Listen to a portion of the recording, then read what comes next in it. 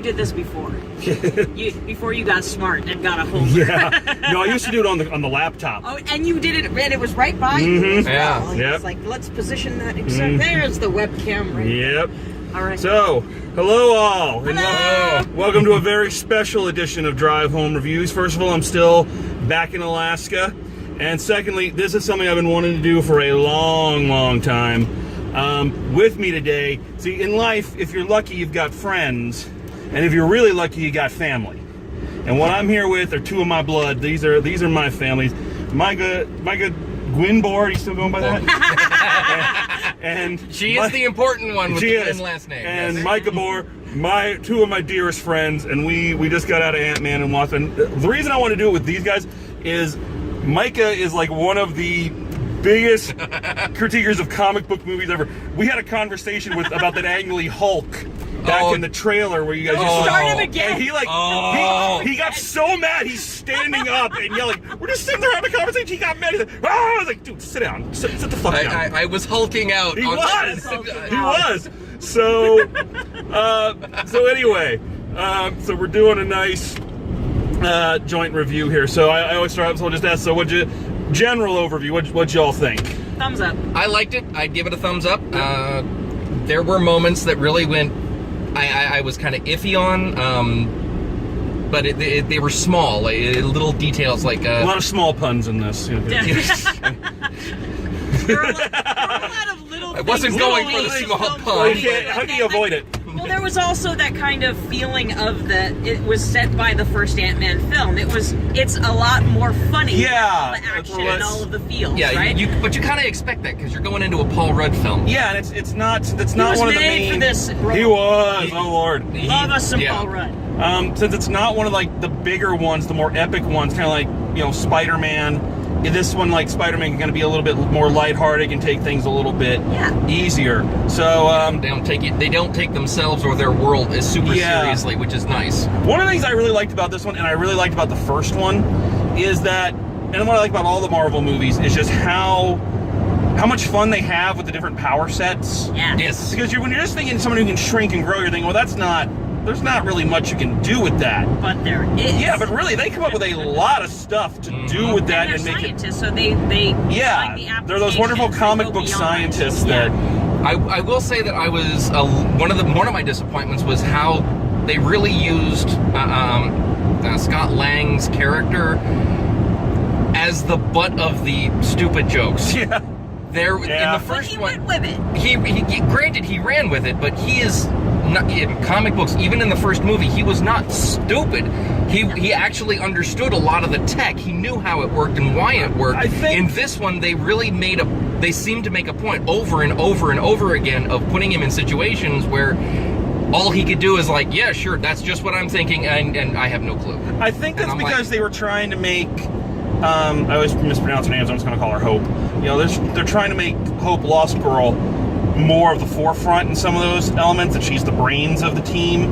So now that they're trying to make as opposed to one person controlling the film, it's now kind of a joint thing, trying to give her that origin story for her. Yeah, so I think a little bit more background was. I will admit the background for Hope and Janet and everything was great. Yeah. Of course, yay, Michelle Pfeiffer! Yes, kick-ass Michelle Pfeiffer. Yeah. But am I like the only one now that's disappointed that we can't get a prequel movie with Michael Douglas, Michelle Pfeiffer, and Lawrence Fishburne? Oh my God! No matter how good the de-aging tech is now, it was really good. Which it was. It wasn't scary. I was happy with this one. I'm looking at this and I'm like, I am so glad that there was so many referential films that they could use to say, when they were that age, that's what they looked like, so that when they did the CG, it was so accurate. The CG has gotten so much better. Yeah. It's much more seamless now. Even the first one was great. The one I was thinking of was Tron. Tron Legacy. Tron Legacy, and it was at the very beginning, that was bad, but this, even the first one, it was like, wow, that is really freaking nice. Yeah. And this one is just even better. It's just, damn. I couldn't tell that they didn't. Yeah, it was really well done, especially on Michelle Pfeiffer. It looked really good on her. It was, well, it's Michelle Pfeiffer. Yeah, so, I mean, French. but we were very, very, very lucky that it was Michelle Pfeiffer, mostly because that woman's skin still, to this day. It's not. Yeah. Okay, can you guys stop it about Michelle Pfeiffer? Whoa. Who would you like to drool over? I would like to drool over the little girl who was so Oh awesome. my God, She the kicked daughter. butt. The best character in the movie, in my Who's the opinion, little was the girl? little girl who Cassie is awesome. just great time. It's so hard when you have a child actor and you give them those And you know smarmy about lines. this so Yeah, well. yeah, I do actually. You do. That they don't sound too rehearsed or too unbelievable. No, she hit it perfectly. Her facial expressions were Oh yeah. phenomenal. She carried the feels very well. Yeah, she did a Very great job. And Oh, yeah.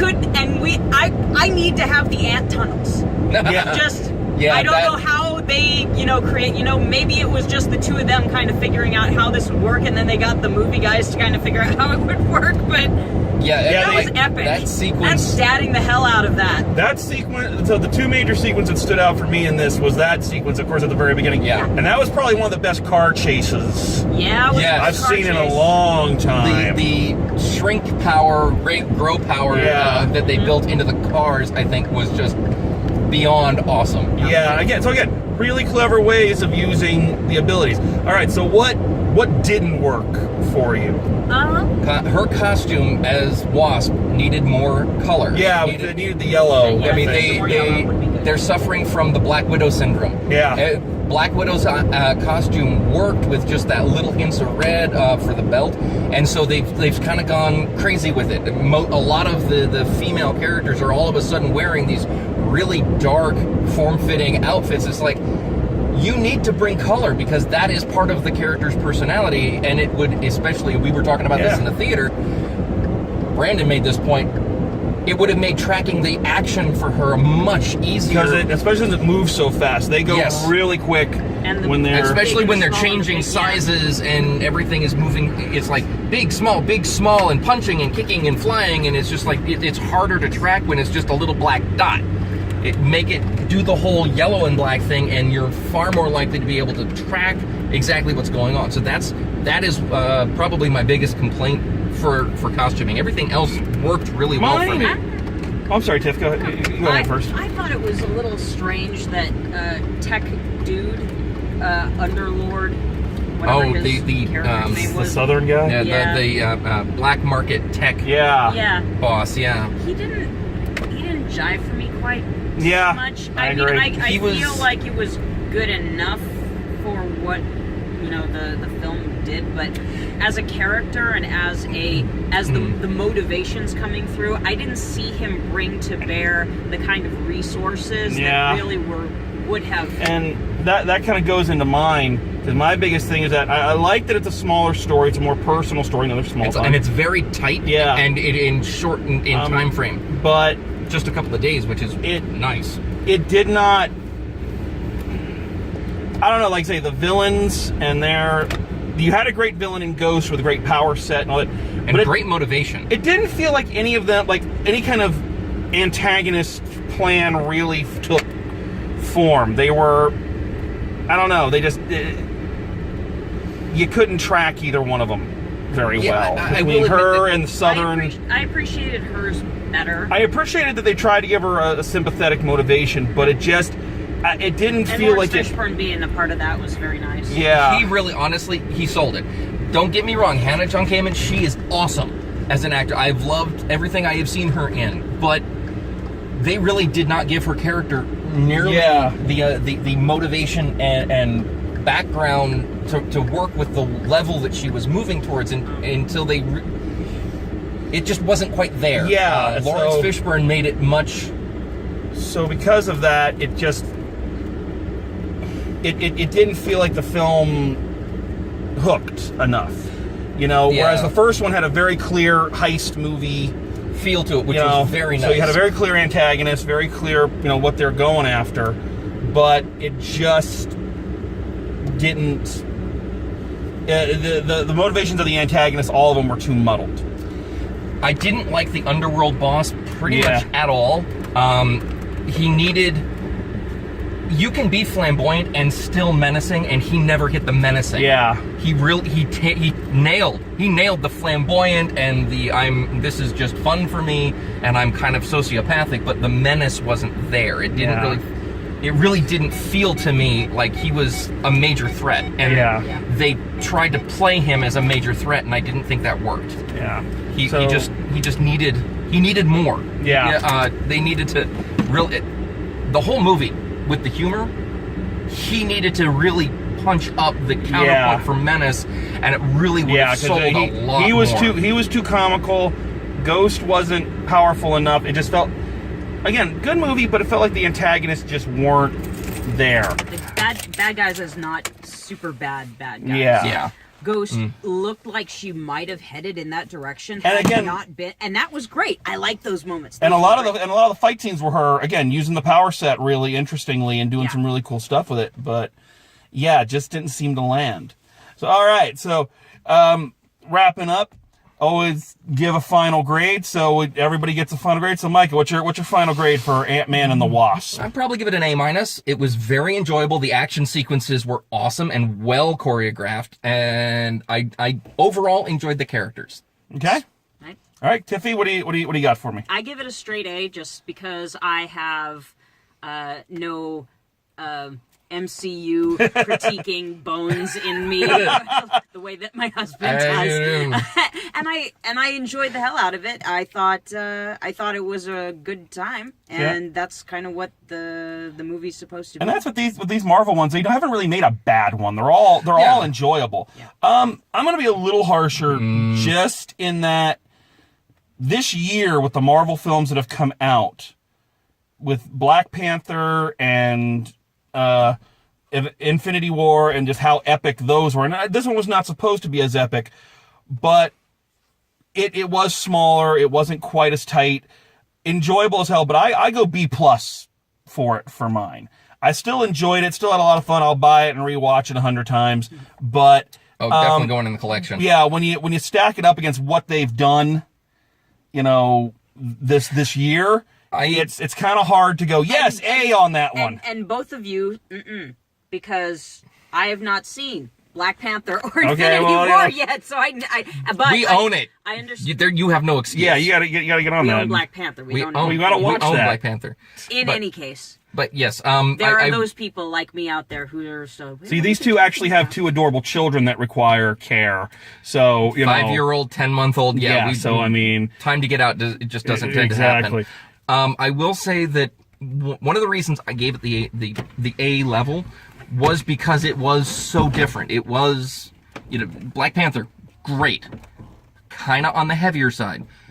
Infinity War, oh my God, on the heavier side, given what they were covering. This one was deliberately intended to be lighter. The characters that they established were lighter, so you really have to. Yeah, it is. You have to approach it from what was the intention for the film. Because one of my things. Is when I saw the release schedule, I was like, that's kind of weird. Releasing Ant-Man after Infinity War, because I feel like you should do it the other way. I understand why. Yeah. Having seen it and gone all the way to the end credits and all that, I understand why they did it the way they did it. I still think they could have done it with a closer release schedule to Infinity War to really tie that together a little bit better, because it was heavy, lighthearted. And I think the lighthearted would have been a much better follow-up closer in release. Yeah, there's one last thing where we go. One of the funniest parts for me was not actually part of the movie. So they do the spoiler alert. I don't care. This is going to be posted well after everyone's seen the freaking movie. So right, I don't it's care. been a while. So they do the mid-credit sequence when Hope, Janet, and Hank Pym get Thanos, and this one woman sitting down with no. Oh my God! It's like she was distraught. She was having a hot. Not all of them. And it's like, and I'm sitting there. I'm like, it's gonna happen. It's gonna happen. I didn't know if it was gonna happen right at the end, or they're gonna wait till the very end credits. But I knew it was coming, and some of these people were getting dusted. But this woman apparently was convinced we were getting a happy ending, and it destroyed her. There was this wail of emotional release.